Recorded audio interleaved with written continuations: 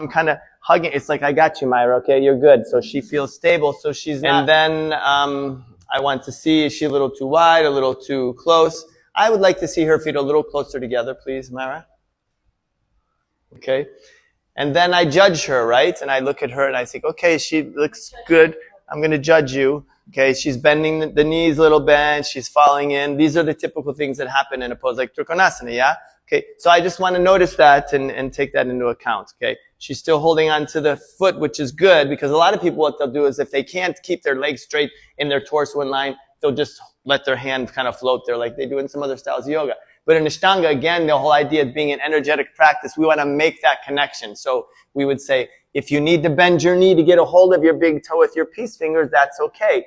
And then as we breathe and soften and open the pose, we can start to move back in line or straighten the leg, okay? Especially when we add the adjustments into it, okay? So we want to make that connection first. So the first thing I'm going to do after I check those things, I step in, here's the yoga hug, okay? I've got her here and here. So it's the same idea. It's kind of like hip to hip here, okay? And I'm making the connection. So I'm kind of hugging. It's like, I got you, Myra, okay? You're good. So she feels stable. So she's not worried about falling out of the pose. So like this, spread your fingers up. So she couldn't get here by herself. So I come in and I help her here, and then I ease away, and she starts to lose it before she moves. But if I can stay with her here like this, and help her stay deep, activate the legs, tuck in the belly, twist, breathe, and kind of help her, stay with her when she moves through the transition, but without getting in her way. You saw me both with Meg and with her, that as I'm standing in this position, it's a bit of a hindrance. She can't really move without bumping into me. So what I do here is we're ready to come up together. Inhale, rise up. I step behind her here. I step behind her again. And I move with her to come back to the same place. The other side. Okay. So I'm staying with her the whole time. Push your hand flat. Activate this leg. I can ease the shoulder down. Open the shoulder up. Strong leg here. Push. Scoop out the belly. Breathe. Strong leg. So you can see both of my legs and both of my arms are working. I'm holding this leg back. I'm holding this shoulder down. Pulling her into me. Tucking the belly and lengthen. Push that big toe down. Good. And the same thing. Inhale, rise up. So I stay with her to help her maintain her balance. Exhale to the other side. Stay right behind her the whole time. Okay? And I'm right in the position to continue from there. Press your hand flat. Tuck in the belly. Gaze up at your fingertips. Smile. Big smile. It's a real one. Good. Inhale, rise up. Again. Thumbs out. Exhale, thumbs out. For the stability, the hug, so she might say, oh, okay, now I can open myself up. Okay, so if she was doing the pose like this, and I hold her like this, she may do the work herself, open yourself up, and draw her torso back a little bit. If that doesn't happen, then I can encourage her to do it by just coming here to the shoulder and pulling her this way a little bit.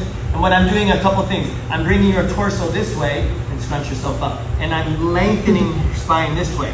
So both of those things I'm doing from here and here. So I can kind of open here. And then instead of just pulling on the yoga bone, I can pull on the yoga bone with my wrist. And then these fingers are here to tuck in her belly, or even more, extend and lift the energy up. If I want to get down even deeper and get her more, if she needs more because she's kind of falling out of it, I can use my elbow on the yoga bone and my forearm doing this, and my fingers lifting and lengthening here and opening like this. And then here, and then activating this leg. This arm's funny, I can put this arm in line like this. Okay, so in general, I've moved her quite a bit.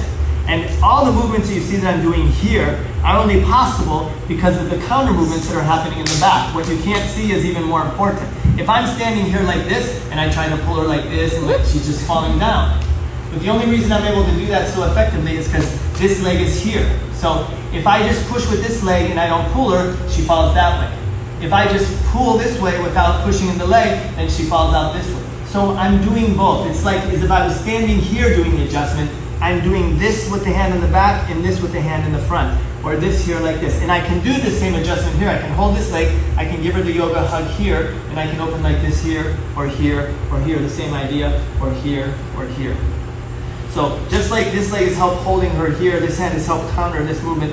If I work behind, which is for me the most universal adjustment, as much as I push here, I have to pull in the other direction. Are you pushing your thigh or your knee? I can't see where This whole part of my leg is touching against her booty and